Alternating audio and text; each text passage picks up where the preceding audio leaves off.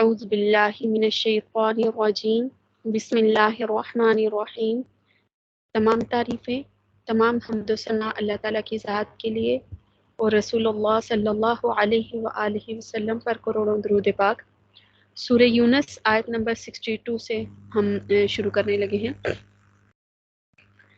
بسم اللہ الرحمن الرحیم۔ الا، یاد رکھو، انا، بے شک، اولیاء اللہ، اللہ کے دوست، لا خوف، نہ کوئی خوف ہوگا، علیہم ان پر، ولا ہم اور نہ وہ، یحزنون غمگین ہوں گے۔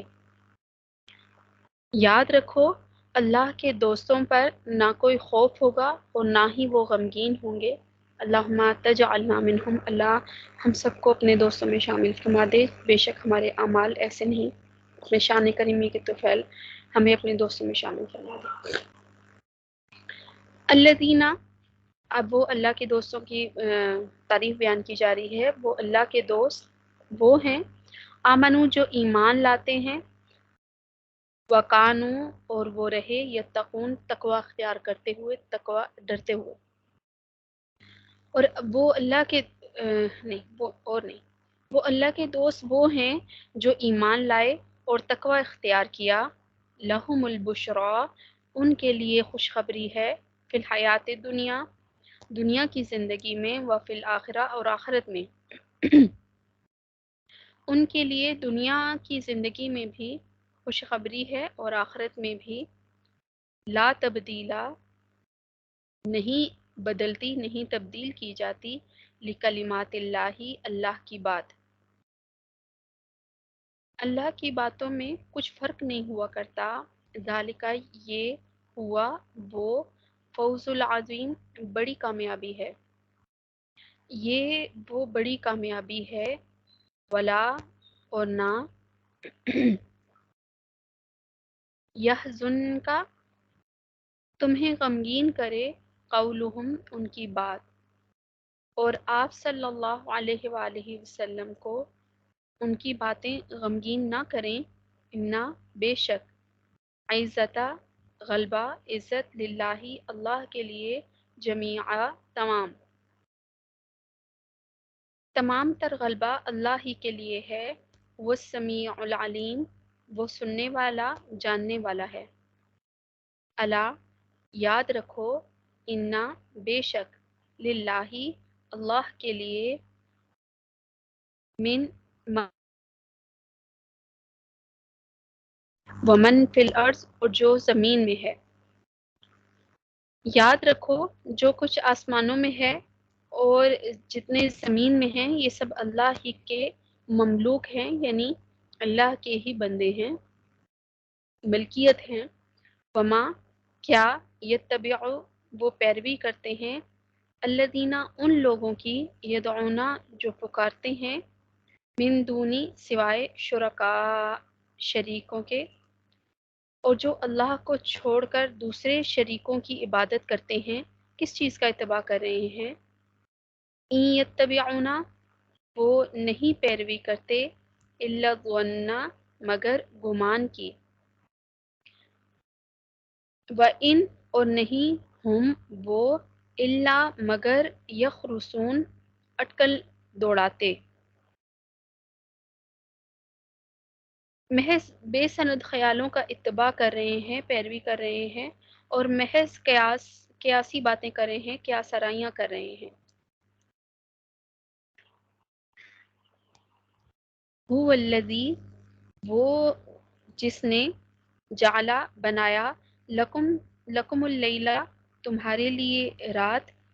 لتسکنو، تاکہ تم سکون حاصل کرو، فیہ، اس میں، والنہارا، اور دن،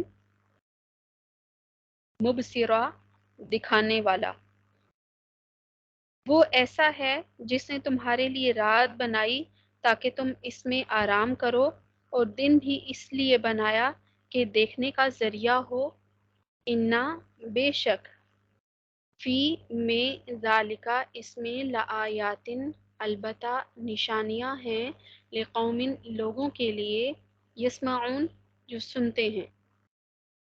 بے شک اس میں ان لوگوں کے لیے نشانیاں ہیں جو سنتے ہیں قالوا اتخذ اللہ،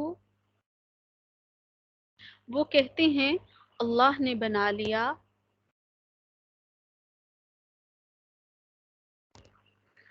ولدن بیٹا، سبحانہ وہ پاک ہے، وہ کہتے ہیں اللہ اولاد کا ہے، سبحانہ وہ تو پاک ہے، وہ الغنی وہ بے نیاز ہے، لہو اس کے لیے، ماں جو فی السماواتی آسمانوں میں ہے، وما فی الارض اور جو زمین میں ہے، وہ تو کسی کا محتاج نہیں، اسی کی ملکیت ہے جو کچھ آسمانوں میں ہے اور جو کچھ زمین میں ہے، ان نہیں عندکم تمہارے پاس من کوئی سلطان دلیل بہذا اس کی، تمہارے پاس اس پر کوئی دلیل نہیں، اتقولون کیا تم کہتے ہو علی اللہ اللہ پر ما جو لا نہیں تعلمون تم جانتے، کیا تم اللہ پر ایسی بات کہتے ہو جس کا تم علم نہیں رکھتے، قل آپ صلی اللہ علیہ وآلہ وسلم فرما دیجئے انا بے شک الذین وہ لوگ جو یفترونا جو گھڑتے ہیں علی اللہ اللہ پر کذبا جھوٹ لا نہیں یفلحون وہ فلاح پائیں گے، اللہم لا تجعلنا منہم استغفر اللہ ربی من کل ذنب واتوب الیہ۔ آپ صلی اللہ علیہ وآلہ وسلم فرما دیجئے کہ جو لوگ اللہ پر جھوٹ باندھتے ہیں وہ کبھی کامیاب نہ ہوں گے، اللہ ہمیں ایسے لوگوں میں شامل نہ فرمائے۔ متاعن کچھ فائدہ پھر دنیا میں، ثم پھر الینا ہماری طرف، مرجعہم ان کو لوٹنا ہے، یہ دنیا میں تھوڑا سا عیش ہے، پھر ان کو ہمارے پاس ہی لوٹنا ہے، ثم پھر نذیقہم العذاب ہم انہیں چکھائیں گے عذاب، الشدیدہ شدید، بما اس کے بدلے جو کانو وہ تھے، یکفرون وہ کفر کرتے، پھر ہم ان کو ان کے کفر کے بدلے سخت سزا کا مزہ چکھائیں گے، استغفر اللہ ربی من کل ذنب واتوب الیہ۔ جتنا خوبصورت آیات کے ساتھ یہ شروع ہوا، آیات تو ساری خوبصورت ہیں لیکن جو ہمارے آج کے سبق کا اختتام ہے وہ بہت خوفناک ہوا ہے۔ اللہ ہمیں اس قرآن پاک کو سمجھنے کی، اس پر عمل کرنے کی توفیق عطا فرمائے۔ تو اب ہم تھوڑی سی اس کی تفسیر سے سمجھ لیتے ہیں، اس کے اوپر بھی بہت فرقے بنے ہوئے ہیں، اللہ کی پناہ، اللہ رب العزت جو دین کی صحیح سمجھ ہے وہ ہمیں عطا فرمائے۔ پہلی آیت الا ان اولیاء اللہ لا خوف علیہم ولا هم يحزنون، کہ یاد رکھو جو اللہ کے دوست ہیں، پہلے ہم پڑھ چکے نا، جو لوگ جتنے اللہ کی آیات کا انکار کرتے رہے تو ہم پیچھے وہ سارا ان کا وہ پڑھتے آئے ہیں کہ ان کے لیے کیا کیا عذاب ہوگا، تو قرآن پاک کس کے لیے نازل ہوا، یہ اللہ نے تو اتنا ان کے اوپر وہ فضل کیا کہ انہیں قرآن دیا، اپنا محبوب دیا، لیکن پھر بھی وہ نہ کرتے رہے، تو یہ تو ان کی بات ہو گئی۔ اب جو اللہ کی باتیں ماننے والے ہیں ان کے بارے میں بات ہو رہی ہے کہ یہ جو ان کے مقابلے میں بات ہو رہی ہے کہ جن کا جتنا ان کو ڈرایا گیا اور خوفزدہ کیا گیا تاکہ وہ ڈرتے ہوئے اللہ کے راستے پر آ جائیں، لیکن اس کے مقابلے میں جو اللہ کے دوست ہوں گے، اولیاء اللہ ہوں گے، تو ان کو آخرت میں کوئی خوف نہیں ہوگا، کوئی اندیشہ نہیں ہوگا، اور نہ دنیا کے چھوٹ جانے پر ان وہ غمگین ہوں گے۔ اب سوال یہ ہوتا ہے کہ اولیاء اللہ کون ہیں جن کے بارے میں یہ فرمایا گیا ہے کہ الذین آمنوا وکانوا یتقون، اسی کی ہی آگے تعریف بتائی گئی ہے کہ جو ایمان لائے اور تقوی اختیار کیا، یعنی ایمان اور تقوی یہ دو صفات جو ہیں اولیاء اللہ میں ہونی بہت ضروری ہیں۔ سب سے پہلا ایمان لانا، اور ایمان لانے کا ہم پہلے بہت دفعہ یہ بات کر چکے ہیں کہ ایمان ایک ظاہری طور پر بھی لانا، قولی طور پر بھی لانا، زبان سے بھی اختیار کرنا اور عمل سے بھی کرنا، اور جو سامنے دیکھ کر اس کو ایمان لانا، اور جو چھپا ہوا ہے ایمان بالغیب ہے اس پر بھی ایمان لانا ایک ضروری ہے۔ اس کے بعد کیا کرنا کہ اللہ سے ڈرتے رہنا۔ اور دیکھا جائے تو آپ کی زندگی میں جتنے بھی کام ہیں نا روزمرہ کی زندگی میں، اگر آپ اپنی پوری زندگی میں ان دو باتوں کو لے کر چلیں گے تو انشاءاللہ العزیز ایسا ہو ہی نہیں سکتا کہ آپ خسارے میں رہنے والے ہوں۔ کہ آپ ظاہر ہے آپ اپنی ایک 24 گھنٹے کی زندگی میں آپ یہ دیکھیے کہ اللہ سے ڈرتے ہوئے اپنے معاملات میں ایک اللہ سے خوف جو ہے، اللہ کی خشیت کو اپنے سامنے رکھیں گے تو ایسا ہو ہی نہیں سکتا کہ آپ ظاہر ہے اللہ کو نہیں بھولیں گے تو اللہ کیسے آپ کو بھول سکتا ہے؟ ایسا ہو ہی نہیں سکتا کہ پھر کوئی شیطان کے راستوں پر چلے، شیطان کے بتائے ہوئے راستوں پر چلے، کیونکہ ظاہر ہے کہ جب اللہ اور اس کے رسول صلی اللہ علیہ وآلہ وسلم کے بتائے ہوئے راستے پر کوئی انسان چل رہا ہے اور اس کے دل میں اللہ کا خوف بھی ہے، اور تو وہ اپنے پورے معاملات کو اللہ کے سپرد کرتے ہوئے چلتا ہے کہ وہ دیکھتا ہے کہ مجھ سے کوئی ایسا غلط کام تو نہیں ہو رہا کہ جس سے میرا اللہ ناراض ہو جائے اور مجھے اس کی ناراضگی کا سامنا کرنا پڑے، اور جب اس کا جواب ہاں میں آئے تو وہ ظاہر ہے اس کو چھوڑ دے۔ تو ایسا کیسے ہو سکتا ہے کہ وہ اتنا بڑا قدردان اس کو کسی چیز سے نوازے نہ؟ اور اس نے کیا فرمایا کہ اس دن جب وہ لوگ اتنے خوفزدہ ہوں گے کہ قیامت کے بارے میں فرمایا جاتا ہے کہ حمل والیوں کے حمل گر جائیں گے، ماحول ہوگا کہ اللہ رب العزت نے وعدہ فرمایا ہے کہ کوئی جس کے دل میں ایمان ہوگا وہ یہ منظر نہیں دیکھے گا۔ تو اس وقت لوگوں کے حال سوچیے کہ اس وقت کیا ہو رہے ہوں گے، اور جب وہ حشر کے میدان میں سب کھڑے ہوں گے اللہ رب العزت کے سامنے، اور خوف سے بڑے بڑے لوگ تھر تھر کانپ رہے ہوں گے، اور اس وقت وہ ان کے چہروں پر کوئی خوف، کوئی غمگین، کوئی ایسا شائبہ تک نہیں ہوگا۔ اب اس کی مزید تفسیر اگر دیکھیں کہ اولیاء اللہ کون ہیں تو ہم حدیث مبارکہ سے دیکھتے ہیں، اور آپ صلی اللہ علیہ وآلہ وسلم کی حیات مبارکہ سے یہ جاننے کی کوشش کرتے ہیں کہ آپ صلی اللہ علیہ وسلم نے اولیاء اللہ کے بارے میں کیا فرمایا ہے۔ حضرت عبداللہ بن مسعود رضی اللہ عنہ فرماتے ہیں کہ اولیاء اللہ وہ لوگ ہیں جو ہر وقت اللہ کے ذکر میں اور فکر خداوندی میں رہتے ہیں۔ اسی طریقے سے حضرت ابن عباس رضی اللہ عنہ سے مروی ہیں، وہ روایت کرتے ہیں کہ ایک شخص نے رسول اللہ صلی اللہ علیہ وآلہ وسلم سے دریافت کیا کہ اولیاء اللہ کون ہیں؟ تو آپ صلی اللہ علیہ وآلہ وسلم نے فرمایا کہ وہ لوگ کہ جب دیکھو کہ وہ اللہ کی یاد میں مصروف ہیں۔ اسی ایک اور حدیث میں حضرت ابو ہریرہ رضی اللہ تعالیٰ عنہ روایت کرتے ہیں کہ آپ صلی اللہ علیہ وآلہ وسلم نے ارشاد فرمایا کہ اللہ کے بندوں میں ایسے بھی بندے ہیں کہ انبیاء اور شہداء بھی ان پر رشک کرتے ہیں۔ پوچھا گیا کہ یا رسول اللہ صلی اللہ علیہ وآلہ وسلم وہ کون لوگ ہیں کہ ہم بھی ان سے محبت رکھیں؟ فرمایا انبیاء کے لیے بھی قابل رشک لوگ وہ ہیں کہ جن کا نہ کوئی مال سے کوئی تعلق ہے، نہ حسب و نسب سے کوئی لگاؤ، لیکن صرف اللہ کے لیے ایک دوسرے کو چاہتے ہیں، اللہ کی وجہ سے ہی ایک دوسرے سے محبت کرتے ہیں، ان کے چہرے نورانی ہوں گے اور وہ نور کے ممبروں پر ہوں گے۔ لوگ جہاں خوف سے تھرا جائیں گے وہاں ان پر ذرا بھی خوف کے آثار نہیں ہوں گے۔ لوگوں پر اس وقت تو اتنا رنج و غم ہوگا، ہر شخص چاہے گا کہ کاش ہمیں دنیا میں واپس بھیج دیا جائے اور ہم اچھے عمل کریں، تو وہیں ان کو ان کا دکھ درد پریشانی سے کوئی واسطہ بھی نہیں ہوگا، تو یہ لوگ اولیاء اللہ ہیں۔ تو ہم اللہ سے دعا کرتے ہیں کہ اللہ ہمیں ایسے لوگوں میں شامل فرمائے۔ تو پھر اولیاء اللہ کی دو بشارتیں ان کو دی گئی ہیں اگلی آیات میں، کہ ایک تو ان کو بشارت دی گئی ہے کہ ان پر قیامت کے دن نہ کوئی خوف ہوگا نہ وہ غمگین ہوں گے، تو دوسری ان کو یہ بشارت دی گئی ہے کہ ان کے لیے دنیا کی زندگی میں بھی خوشخبری ہے اور آخرت میں بھی۔ اولیاء اللہ کے لیے دنیا میں کئی طرح کی بشارتیں ہیں اگر دیکھا جائے تو۔ اگر ہم موت کا وقت کا ہی دیکھیں کہ فرشتے موت کے وقت ان کو خوشخبری دیتے ہیں جنت کی۔ یہ حدیث مبارکہ سے بھی ہے کہ جب کوئی نیک روح دنیا سے رخصت ہو رہی ہوتی ہے تو فرشتے آتے ہیں نا، اور ان کو مخاطب کر کے حضرت اسرائیل علیہ السلام فرماتے ہیں کہ اے پاک روح چل نکل اللہ کی طرف۔ تو ایک دلاسا دیتے ہوئے، تسلی دیتے ہوئے، یہ ظاہر ہے بہت تکلیف دہ عمل یہ ہے کہ دنیا میں اتنی کوئی تکلیف دہ چیز نہیں ہے جتنا سکرات کی تکلیف ہے۔ اللہ رب العزت ہم سب کو اپنے حفظ و امان میں رکھے۔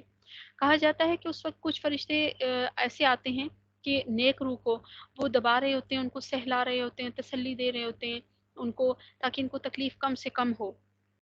تو اس وقت دیکھیے کہ کتنی بڑی یہ تسلی کا باعث بنتا ہے، کتنی بڑی یہ خوشخبری ہے کہ اس وقت جنت کی خوشخبری، اللہ کی رضا کی خوشخبری ان کو دے دی جائے۔ تو یہ جو نیک لوگوں کی، اولیاء اللہ کی یہ نشانیاں بتائی جا رہی ہیں۔ اور پھر آگے فرمایا جا رہا ہے کہ یہ تو ان لوگ اولیاء اللہ کی یہ باتیں ہیں، لیکن پھر بھی لوگ جو ہیں ان کا یہ ہے کہ اللہ کی صفات سے منہ موڑ کر وہ دوسروں کو اللہ کا شریک قرار دیتے ہیں، اور اللہ کے حضور گستاخیاں بھی کرتے ہیں، اور رسول اللہ صلی اللہ علیہ وسلم کی شان میں معاذ اللہ ثم معاذ اللہ گستاخیاں کرتے ہیں، کیا کیا ان کو بولتے رہتے ہیں۔ تو آپ صلی اللہ علیہ وسلم کو دلی طور پر ان سے رنج پہنچتا تھا، اس لیے آپ صلی اللہ علیہ وسلم کو تسلی دی جا رہی ہے، اور مشرکین کو ان کے غلط عقیدے پر یہ ڈرایا جا رہا ہے، تنبیہ کی جا رہی ہے، اور آپ صلی اللہ علیہ وسلم کو مخاطب کر کے فرمایا جا رہا ہے کہ ان کی ایسے احمقوں والی باتوں پہ آپ غمگین نہ ہوں،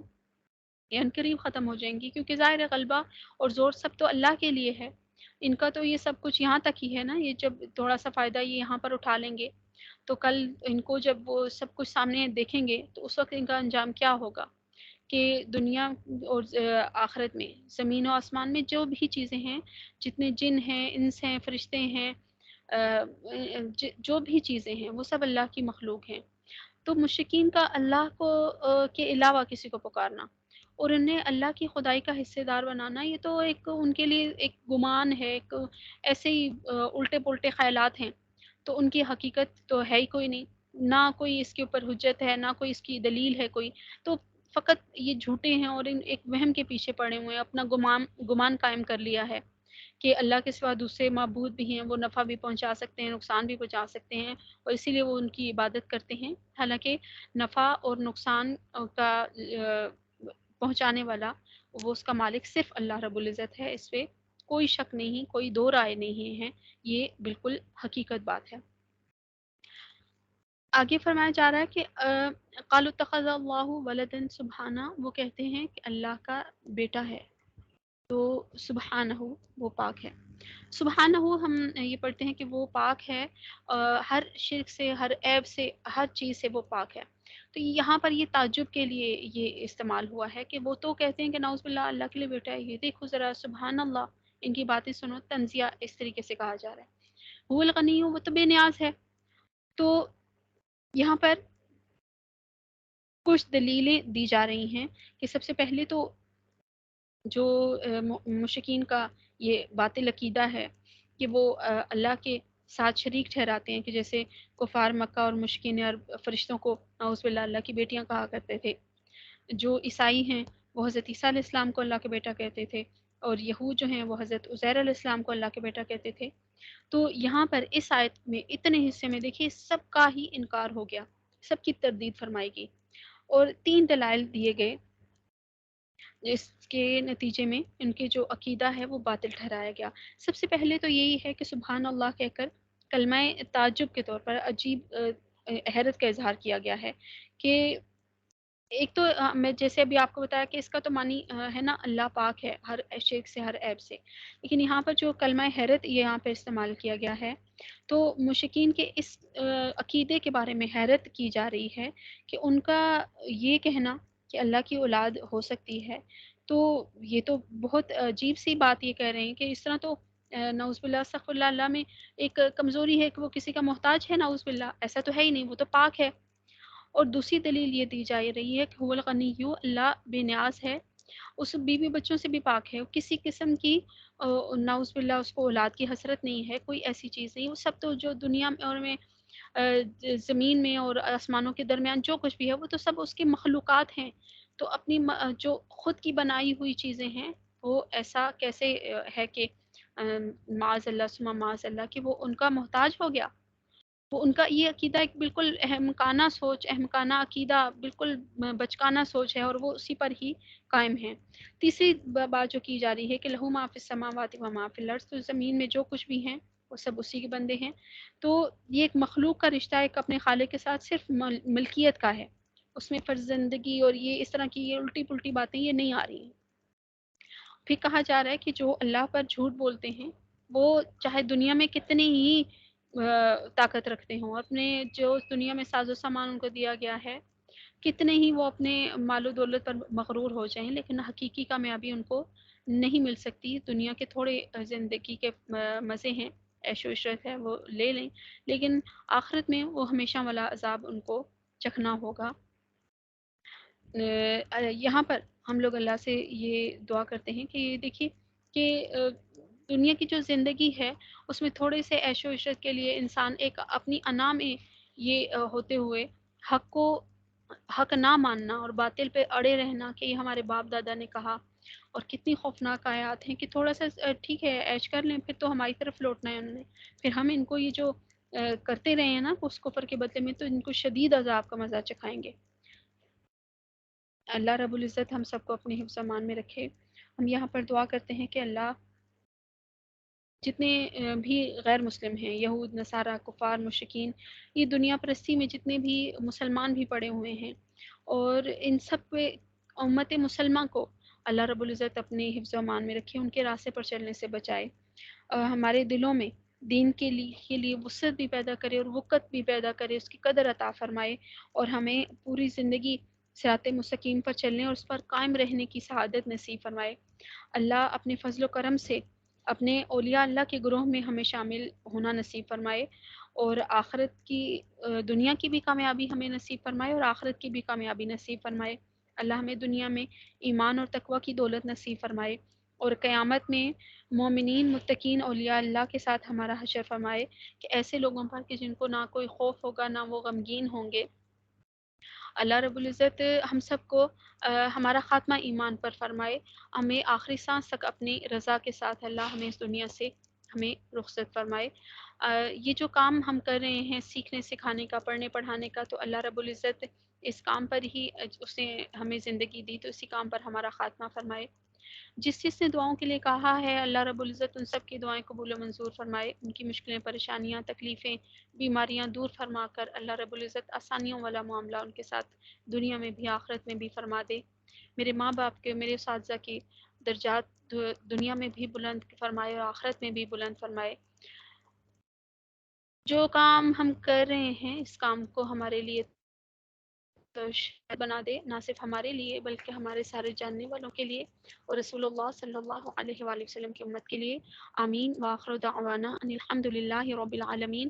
وصلی اللہ تعالی علی خیر خلقہ محمد وعلی آلہ واصحابہ وبارک وسلم وصلی علیہ۔ السلام علیکم ورحمۃ اللہ وبرکاتہ۔